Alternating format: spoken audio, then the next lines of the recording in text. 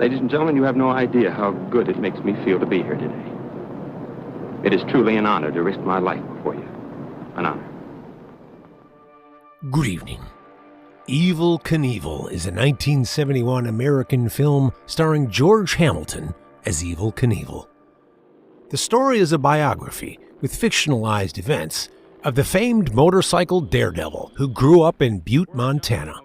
The film depicts Knievel reflecting on major events in his life, particularly his relationship with his girlfriend, wife Linda, played by Sue Lyon. George Hamilton was writing a screenplay about a bronco rider who became a motorcycle rider. While preparing to film it, he interviewed various stuntmen for the lead role and learned about Knievel. Hamilton visited Knievel in a San Francisco hospital and found Knievel's story much more fascinating than what he was writing. In December 1969, he announced he was working on a film about Knievel. A script had been written, but Hamilton was not happy with it. He offered to pay John Milius $5,000 to polish the script. Milius says he went to Hamilton's home in Palm Springs to read the script, and it was terrible. So I threw the script in the pool and beat on it with an oar. And of course, the script was waterlogged, so I just wrote another one. He knew that if I got down there with that script, I'd write another one. Milius says Knievel saw himself as the new gladiator of the new Rome, something larger than a daredevil. He saw the whole spectacle of civilization and the absurdity of what it turned into, and he fit into that.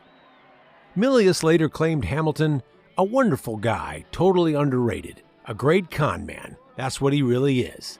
He always said, "I'll be remembered as a third-rate actor," when in fact, I'm a first-rate con man.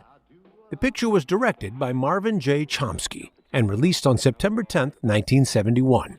It was distributed by Fanfare Films. Much of the film was shot in Butte, Montana. Actual footage of Knievel jumping his motorcycle was used throughout the film. Additionally, Knievel performed a series of new jumps at the Ontario Motor Speedway for the production, including a spectacular record jump of 129 feet over 19 cars that was included in the film. Knievel held the record for jumping a Harley-Davidson motorcycle over 19 cars for 27 years, until broken by Bubba Blackwell in 1998. Knievel received a flat rate of $25,000 for his rights and a consulting fee. In 1973, Milius said he preferred the film to the other movies from my scripts. They don't restrain it or tone it down. They shot the script. The guy is just as obnoxious and full of hot air as he was in the script. Just as full of life and vitality, too. He's Evel Knievel. He wouldn't take a dime off of anybody. With Evel Knievel, every stunt became more and more impossible. The fact that he was battering and bruising his body with every crash did not seem to matter. Only the success of the jump is what mattered. Knievel, in fact, defined the phrase death-defying, suffering very serious injuries in the pursuit of fame. Knievel dreamed big, performed fearlessly, and had 433 broken bones to prove it, or so says the Guinness Book of World Records. The movie poster includes a quote by Knievel: "I just take that bike up there and hope it works out every time I jump. Hell, I'm the best, the last of the daredevils. And my death, it will be glorious." The music is conducted by Patrick Williams. The title song, "I Do What I Please," is played throughout the film, including the opening and closing credits and the montage of the real Evel Knievel's stunt riding.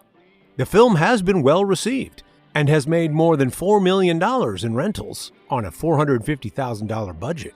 That's a pretty good profit margin.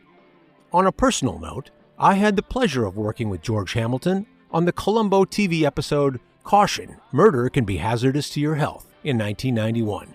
He was a fine man that treated everyone on the set with great respect.